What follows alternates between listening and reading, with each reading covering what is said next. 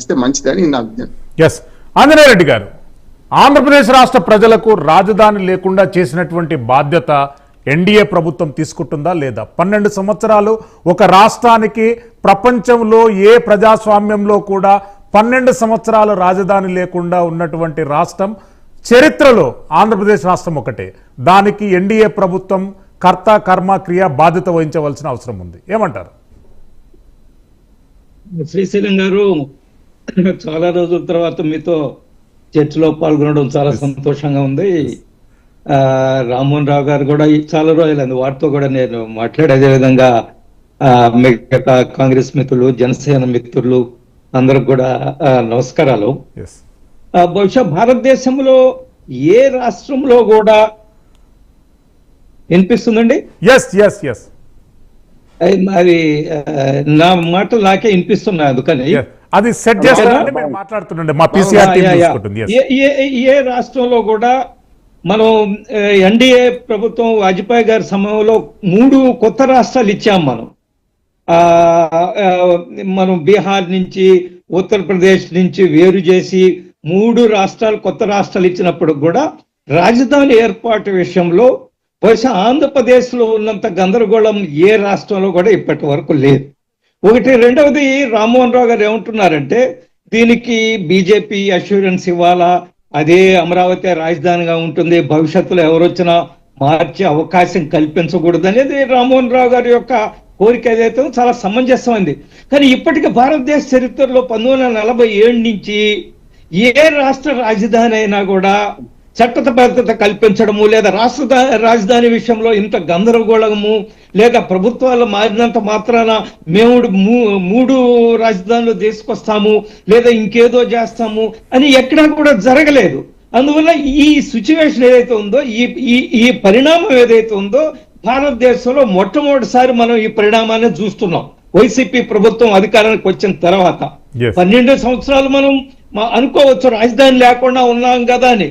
కానీ మీరు చెప్పినట్టుగా రాజధాని విషయంలో గత 5 సంవత్సరాలు మన వైసీపీ ప్రభుత్వంలో గందరగోళం జరిగింది కాబట్టి మనం ఈ రోజు ఈ విధంగా మనం మాట్లాడుకుంటున్నాం. రాజధాని లేదు కదా, రాజధాని ఉండింది.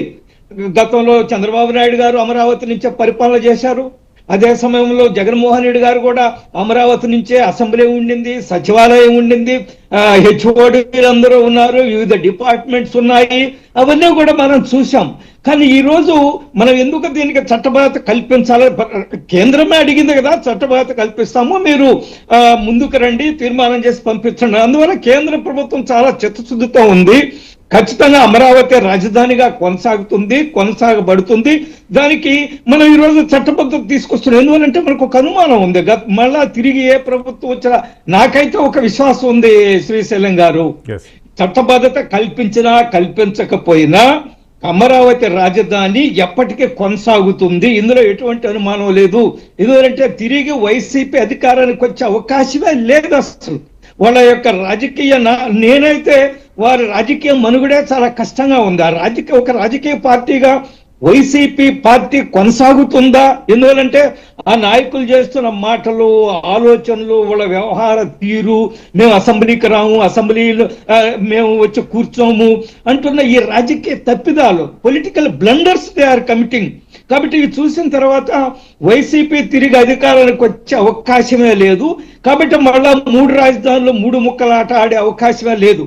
ఈ రోజు ఖచ్చితంగా రేపు 29 జరిగే అసెంబ్లీ తీర్మానం ఏదైతే ఉందో కేంద్రానికి వెళ్తుంది, చట్టబద్ధత కల్పిస్తుంది. నాకు తెలిసి భారతదేశ చరిత్రలో ఏ రాష్ట్ర రాజధాని విషయంలో కూడా ఇటువంటి పరిస్థితి తీర్మానాలు చేసి చట్టబద్ధత కల్పించడం అనే పరిస్థితి ఎప్పుడూ కూడా లేదు. మన రాష్ట్రం కారణం ఏమిటంటే గత 5 సంవత్సరాల్లో జరిగిన గందరగోళం వల్ల ఈ రోజు మనం దీనికి ఒక చట్టబద్ధత కల్పించడం కోసం అందరం కూడా కోరుకుంటున్నాం. కల్పించబడుతుంది, ఎటువంటి అనుమానం లేదు. అమరావతి ఒక అద్భుతమైన రాజధాని తయారవుతుంది. ఒకటి. రెండోది, రామ్మోహన్ రావు గారు చాలా చక్కగా చెప్పారు, land pooling and land acquisition. Land acquisition అంటే అది సంవత్సరాల తరబడి నడుస్తుంటుంది, ప్రభుత్వం మీద పెద్ద ఎత్తున ఆర్థిక భారం ఏర్పడుతుంది. కానీ చాలా ఇంటెలిజెంట్ గా, ఒక పరిపాలన గల అనుభవం గల ఒక వ్యక్తిగా ల్యాండ్ పూలింగ్ పేరుతోటి ఇచ్చిన 29,000 మంది రైతులు ఎవరైతే ఇచ్చారో ల్యాండ్ ఇచ్చిన వాళ్ళందరూ కూడా 100-200 ఎకరాలు ఉండేవాళ్ళకి కాదండి. చాలా చిన్న కుటుంబాలు, సన్నకారు రైతులు, చిన్న రైతులేనండి. ఇచ్చారు. ఎందుకు ఇక్కడ రాజధాని వస్తే మా భవిష్యత్తు బాగుపడుతుంది, మా పిల్లలకి భవిష్యత్తు బాగుంటుంది, మా భూముల విలువ పెరుగుతుంది. ఈరోజు ఎవరైతే ఇచ్చారో వాళ్ళకి మళ్ళీ తిరిగి ప్లాట్లు ఇస్తున్నారు కదా, ఆ ప్లాట్ల విలువ ఖచ్చితంగా పెరుగుతుంది. రాజధాని పరిధిలో ఒక ప్లాట్ ఉందంటే మీకైనా, నాకైనా, రామ్మోహన్ రావు గారికైనా, ఎవరికైనా కానీ దాని విలువ పెరుగుతుంది. కాబట్టి ఈ ఉద్దేశంతో ఎక్కడో చిన్న చిన్న సమస్యలు వచ్చాయి ల్యాండ్ పూలింగ్ విషయంలో కూడా, కానీ వాటన్నిటిని అధిగమించి ఈరోజు మనం 2వ విడత ల్యాండ్ పూలింగ్ కూడా మనం వెళ్తున్నామంటే ఖచ్చితంగా ఒక మంచి రాజధాని ఏర్పాటు చేసేదానికి మనందరం కూడా